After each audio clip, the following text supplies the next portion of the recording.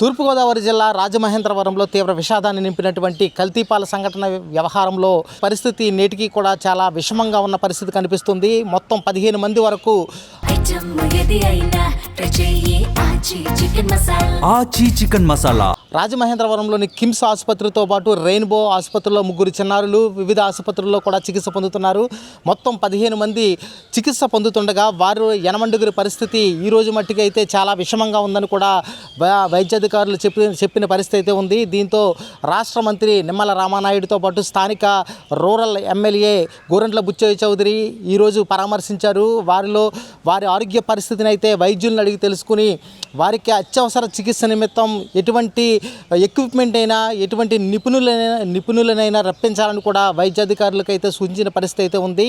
ఈ క్రమంలోనే యనమండుగురు కుటుంబాల్లో కూడా వారి కుటుంబీకులు కానీ వారి బంధువులు కానీ తీవ్ర ఆందోళన వ్యక్తం చేస్తున్నారు. ఈ రాజమహేంద్రవరంలో కుదిపేసినటువంటి కల్తీపాల సంఘటనలో ప్రభుత్వం వెంటనే కూడా సత్వర చర్యలు చేపట్టినప్పటికీ కూడా ఆ రోజు సేవించినటువంటి పాలు పదార్థాల నేపథ్యంలోనే వారికి అకస్మాత్తుగా క్రియాటిన్ పెరిగి వారి కిడ్నీలు ఫెయిల్ అయిన పరిస్థితుల నేపథ్యంలోనే ఇటువంటి దారుణ పరిస్థితి అయితే వారి జీవితాల్లో కనిపించింది.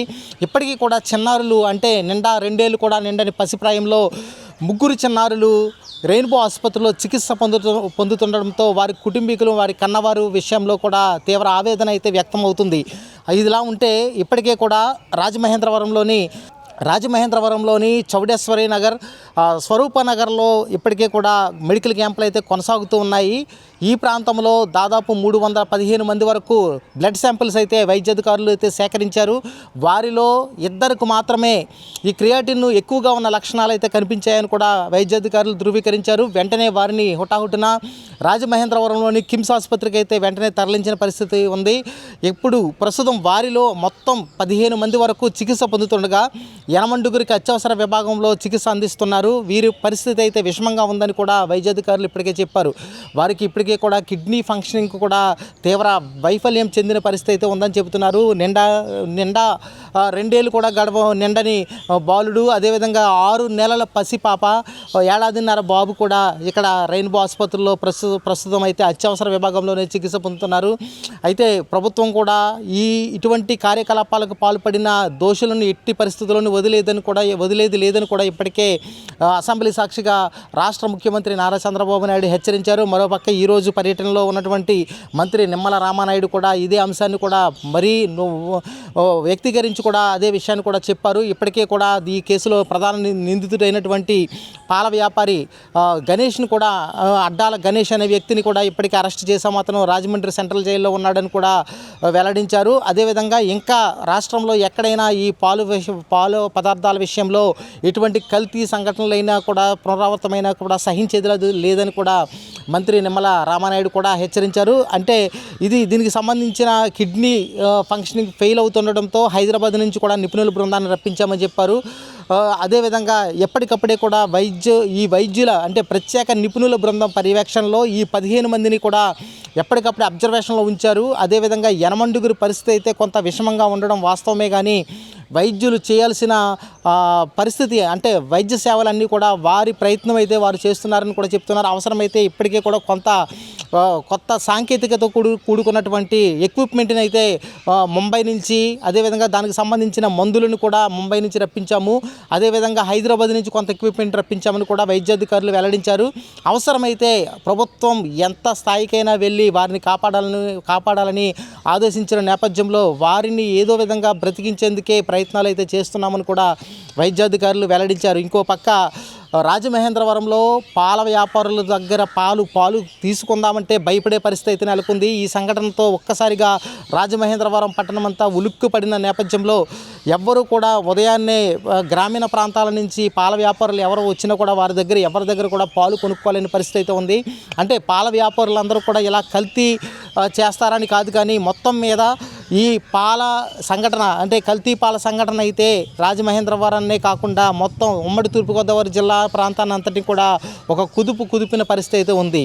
ఇదిలా ఉంటే ఇప్పటికే కూడా ఈ కుటుంబాలకు సంబంధించి ఎవరైతే మృతులయ్యారో ఆ కుటుంబాలకు 10 లక్షల రూపాయల ఎక్స్గ్రేషియా ఇప్పటికే ప్రభుత్వం ప్రకటించింది. వారికి కూడా చెక్కుల రూపంలో అయితే జిల్లా కలెక్టర్ కీర్తి చేకూరి అదేవిధంగా స్థానిక శాసనసభ్యుడు ఆదిరెడ్డి శ్రీనివాసరావుతో పాటు పలువురు అంటే రాజానగరం ఎమ్మెల్యే అయినటువంటి బత్తుల బలరామకృష్ణ చేతుల మీదుగా కూడా ఇప్పటికే కూడా ఈ పరిహారాన్ని అయితే అందించారు. అదేవిధంగా ఎవరైతే చికిత్స పొందుతున్నారో వారికి ప్రభుత్వం పూర్తి భరోసా ఇస్తూ తప్పనిసరిగా వారి వైద్యానికి సంబంధించినటువంటి ప్రతి ఖర్చును కూడా ప్రభుత్వం భరిస్తుందని కూడా భరోసా ఇచ్చిన నేపథ్యం అయితే ఉంది. దాదాపు 315 మంది శాంపిల్ సేకరించినప్పుడు దాంట్లో 313 మంది వరకు కూడా ఇంచుమించు వారికి ఎటువంటి ఇబ్బందులు లేవని కూడా బ్లడ్ శాంపిల్స్లో అయితే రక్త పరీక్షలు అయితే తేలిన పరిస్థితి అయితే ఉంది. ఇద్దరికి మాత్రం గుర్తించిన నేపథ్యంలో వారిని హుటాహుటిన ఆసుపత్రికి చేర్చారు. అంతేకాకుండా ఎవరైతే ఈ పాలు సుమారు 600 మందికి పైబడి ఈ పాల వ్యాపారి కల్తీ పాల వ్యాపారి అయినటువంటి గణేష్ ఎవరికైతే విక్రయించాడో వారి కుటుంబాలకు సంబంధించి దాదాపు 600 మందిని గుర్తించారు. 600 మంది విషయంలో కూడా ఎప్పటికప్పుడు అబ్జర్వ్ చేస్తున్నామని కూడా చెప్పారు. ప్రస్తుతం అయితే ఎవరికి ఎటువంటి ఇబ్బందులు లేవు, కానీ ఒకవేళ అటువంటి ఇబ్బందికర పరిస్థితులు ఎదురైతే కనుక ఖచ్చితంగా కూడా అత్యవసర విభాగంలోకి వారిని వెంటనే మార్చి ఖచ్చితంగా మేము వైద్య సేవలు అందిస్తామని కూడా ఇప్పటికే మంత్రి నిమ్మల రామానాయుడు వెల్లడించారు. మొత్తం మీద రాజమహేంద్రవరంలోని కల్తీ పాల సంఘటన అయితే తీవ్ర విషాదాన్ని నింపిన పరిస్థితి అయితే ఉంది. ఇంకా 8 కూడా చాలా ఆందోళనకరమైన పరిస్థితుల్లో వారు ఆసుపత్రుల్లో చికిత్స పొందుతున్నారు. వారి కుటుంబీకులు అయితే బిక్కుబిక్కుమంటూ కూడా ఏ క్షణాన్ని ఎటువంటి చేదు వార్త వినాల్సి వస్తుందన్న ఆందోళన నేపథ్యంలో వారు తీవ్ర ఇబ్బందికరమైన పరిస్థితుల్లో అయితే జీవనం సాగిస్తున్న పరిస్థితి ఉంది. మొత్తం మీద ఈ కల్తీ పాల సంఘటన అయితే కొన్ని కుటుంబాలలో ఆచి చికెన్ మసాలా తీవ్ర విషాదాన్ని నింపగా మరికొన్ని కుటుంబాల్లో తీవ్ర ఆందోళనకరమైన నెమ్మది లేని జీవితాన్ని అయితే వారికి కలిగించిన పరిస్థితి అయితే ఉంది.